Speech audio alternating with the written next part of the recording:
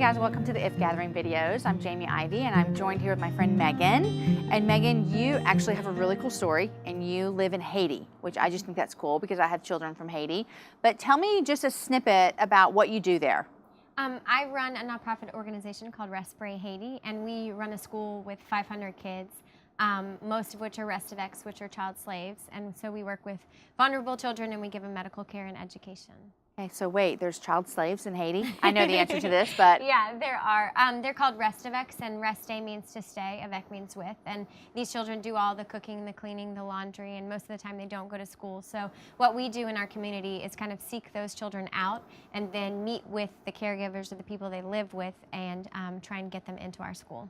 I love that. Now tell me, you're young, I'm 28. How long have you lived in Haiti? 4 years. 4 years. And so what did that process look like for you to just pick up and move to a foreign country? Oh gosh, well, it was really, it was uncomfortable at first.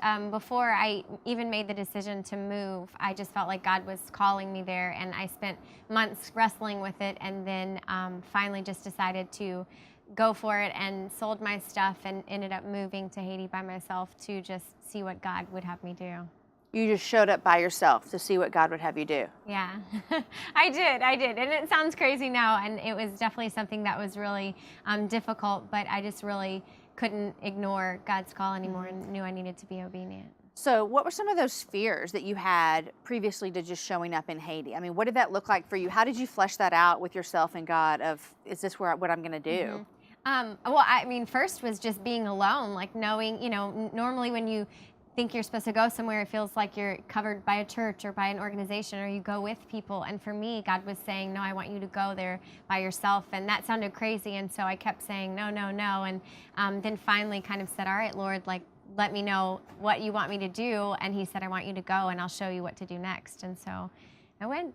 So you showed up, and what does your program do? I know you said school and medical, but on a day-to-day, what does that look like? Oh gosh, every day is different, but we're really in relationship with the kids, and so we have over 100 Haitian employees and 15 Americans that are there, and so we every day are just pouring into these kids. And if children don't come to school, we go to visit them at their houses to find out why they're not in school or what's holding them back, if they're sick or if they're, you know, selling stuff in the marketplace when they really should be in school. And so every day is different, and it really is just showing our community that we care about these people and we want to show them God's love, and that we want them to be in school so that they can be fed and they can learn about Jesus. So you're 4 years into this, and you felt God calling you to do this and step out. You went to Haiti alone. Within those 4 years, what has it hasn't always looked like it does today, obviously. What have been some of the biggest struggles of you just stepping out and doing something that seems rather crazy to some people? Well, there's been a few. I mean, first of all, we in 4 years we've built 18 classrooms and a kitchen and a medical center and bathrooms and just this whole campus. And every single building we've bought 9 pieces of land. Every single piece of land we've bought and building we've built, we've started without having all the funding. And so every time God says go, we go, and we just trust that he will provide for all of it, and he always does. And so that's a hard thing, just trusting God to do what he says he's going to do. And then, of course, we have a lot of spiritual oppression and spiritual warfare that happens in Haiti, just from voodoo and from just being evil and the darkness that is there too. So when you went to Haiti, were you married? No, I wasn't. So what was that even like? I mean, there's probably some single women that are watching that are thinking, gosh, I could never do something like that. I need a husband. I need the support. I mean, how did you feel that you had that faith to step out and even do that as a single woman? I always joke because, like, my sister laughed at me because I kind of sounded like Eeyore, like, I guess I'm not going to get married, like, I'm just going to Haiti. Yeah. And so I was really, it was hard because I wanted to be married, and I always thought I would be married. And so when I moved, I was like really not looking for a husband. It was like, okay, God, like, I guess I'm going to be single. And 2 years into living there, I found my husband, and he's American. He was on a trip there, and he had kind of an interesting story too. He just kept coming back, and I always wondered why he was coming back so often. And then was it you or Haiti? I think it was both. And then we got married in Haiti 2 years ago.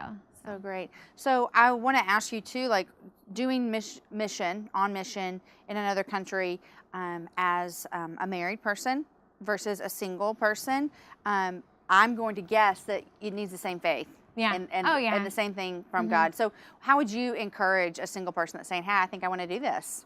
Our God doesn't change when we're single or when we're married. So it's just being obedient and listening to God, and just really taking time to hear His whisper. Because I always say, like, the world is just yelling at us for what we're supposed to do, and God's whisper is saying something very clear. And so just, being obedient and taking the time to ask Him and seek Him. And so you have adopted some children as well, correct? How many? 4. 4. So you've been in Haiti 4 years, married 2 years, and have 4 children. Yes. What does that look like? I mean, how did that happen? Well, the first little girl I adopted, she was 7 at the time. Now she's 11. It's an incredible story of how we met, and then she ended up having a little sister. So it was, that made 2. And then shortly after I got married, we adopted another set of siblings that were students in our school. So. Life looks different with kids, but it's a lot awesome. When you look back on your life growing up, and I don't even know your story, what are some ways that you can see that God is preparing you for this life? Because there's a lot of people that are watching that are just going to say, wow, Megan is like, she lives in Haiti, she does amazing things, I could never do that. When in reality, you and I both know that wherever you're called to be, God's going to equip you for that.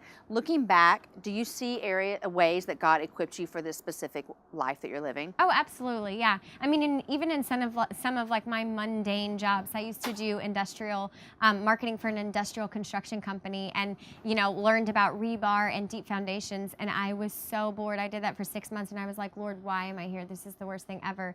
And then the next thing I know, fast forward 3 years, and I'm building, 9 buildings in Haiti, and I know everything about rebar and building, and building code, and just things that I never really saw the purpose, like God was revealing. And so that's just, for me, was a sign. Everything we do, I mean, even if it's hard, if it's boring, if it's awesome, God has a reason for all of it. So. Megan, I love to see how you're just like, this is where God's calling me. I'm not married, but I'm going to step out and I'm going to do it. And God has equipped you. And you've recently written a book about it. Yeah, tell me about that. Yeah, it's called Miracle on Voodoo Mountain, and it's just the story of the very beginning, before I even decided to move to Haiti, until kind of the present, and just how God has made all of this ministry grow in the last 4 years, and the stories of my kids and getting married and all of that. Yeah. So good. Thank you so much for chatting with me. Thank you so much. Megan's book, you can pick it up. But I just want you to know that if you're watching, I want you to know that Megan's story is it's a great story, but God is working in your life as well. And He is moving you where you're supposed to be. And He's calling you to what you're supposed to do. And He's going to equip you for what you need to do. So thank you for joining us. And thank you, Megan. Thank you.